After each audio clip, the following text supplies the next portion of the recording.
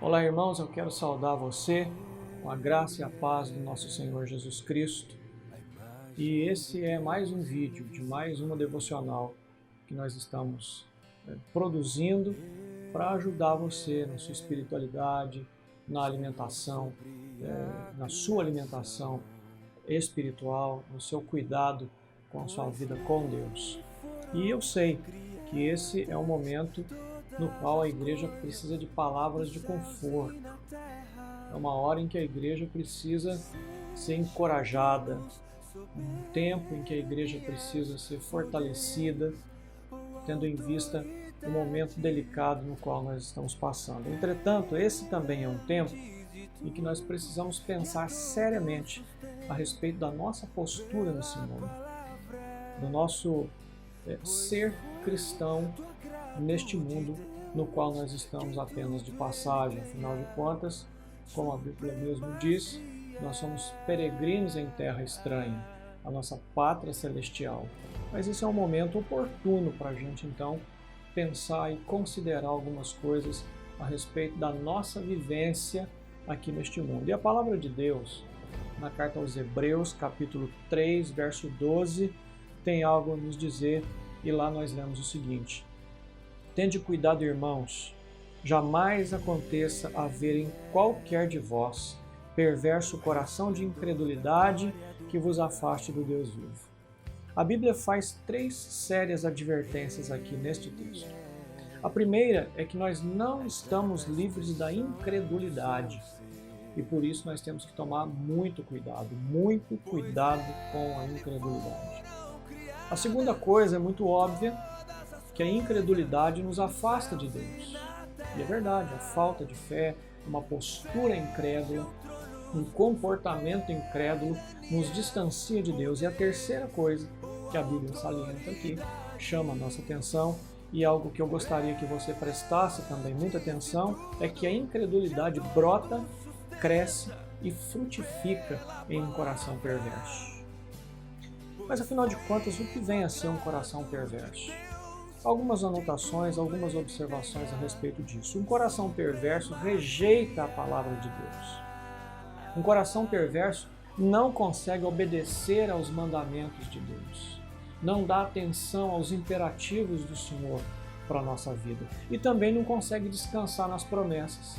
A palavra de Deus tem mandamentos e tem promessas. Mandamentos que nos direcionam e promessas que nos confortam. E um coração perverso não consegue nem obedecer aos mandamentos e nem descansar com esperança e com fé nas promessas de Deus. O coração perverso também se entrega a todas as obras da carne. Ele sucumbe a todas as obras da carne que a Bíblia denuncia na carta aos Gálatas. Por exemplo, como você sabe muito bem, idolatria, feitiçaria, ódio, discórdia, ciúme, ira, egoísmo, dissensões, facções, inveja, embriaguez e orgias. Um coração perverso está vulnerável, está entregue, está à mercê dessas obras da carne.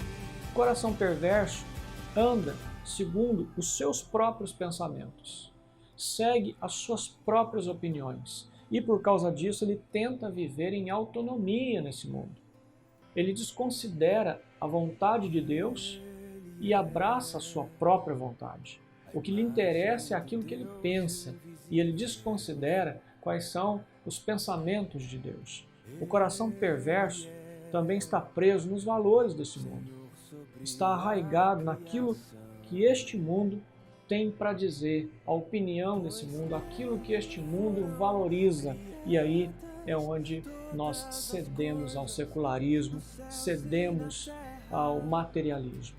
Esse é um coração perverso. E pasme, esse coração perverso pode estar presente na igreja, nos crentes, produzindo incredulidade e nos afastando de Deus.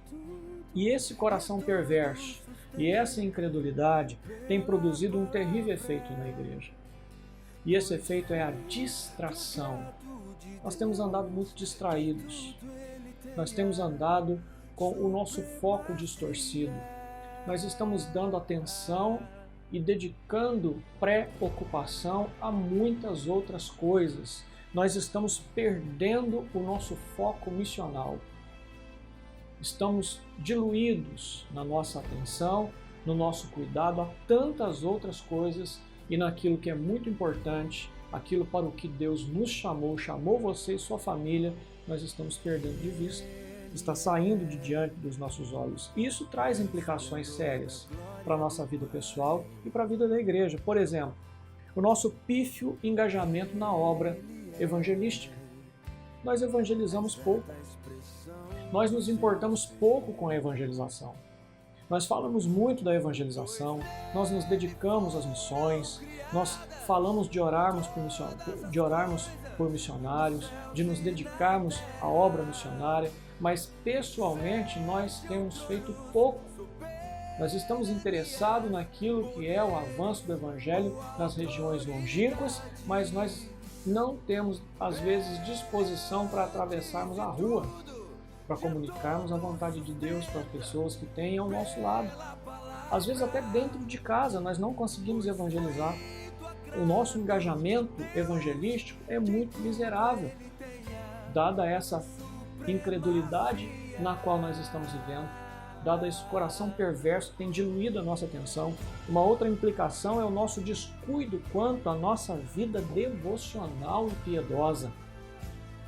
Temos sido pessoas negligentes na meditação da palavra.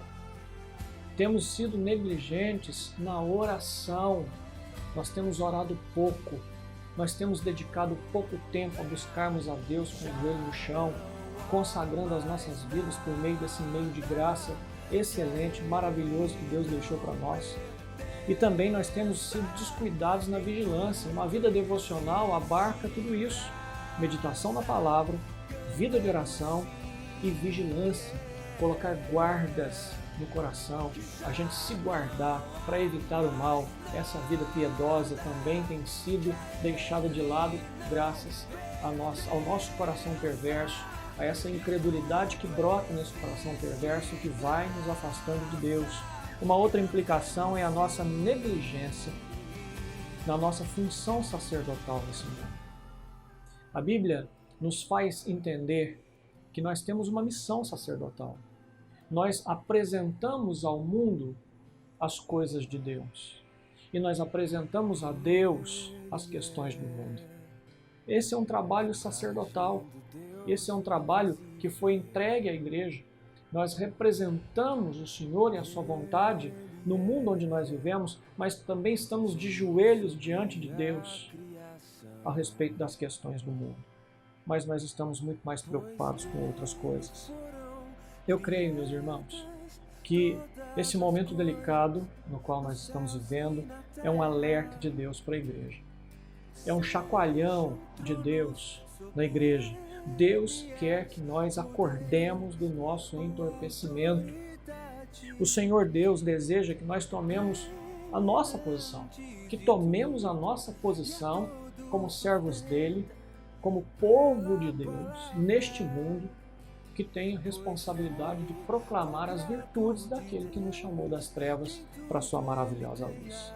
Sendo assim, diante de tudo isso que nós dissemos, eu acredito que seja oportuna a palavra do autor da carta aos Hebreus, quando ele diz: hoje, se ouvirdes a sua voz, não endureçais o vosso coração. E a voz de Deus, de uma forma altissonante, por meio de tudo isso que nós estamos vivendo, por meio dessas ameaças nas quais nós estamos aí, ou às quais estamos sujeitos, a voz de Deus altissonantemente está conclamando a igreja a um retorno, a uma volta para Ele. E é isso que nós devemos fazer. E é isso que nós devemos pensar. Obviamente, nós precisamos, nesse instante, de uma palavra de encorajamento, de conforto, de consolo, que nos jogue para cima, para que nós não venhamos a ficar acanhados, entristecidos e pessimistas diante de tudo que acontece.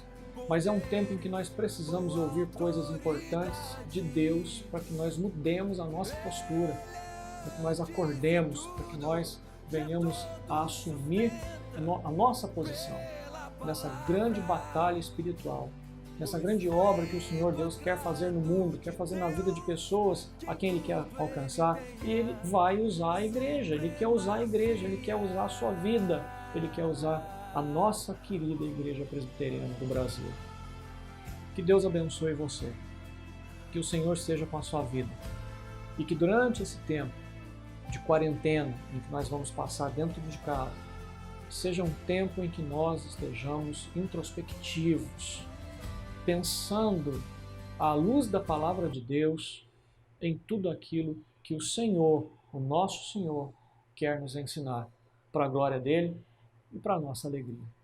Deus abençoe, que Ele esteja contigo, que a graça de Jesus sustente a você e sustente a igreja dele.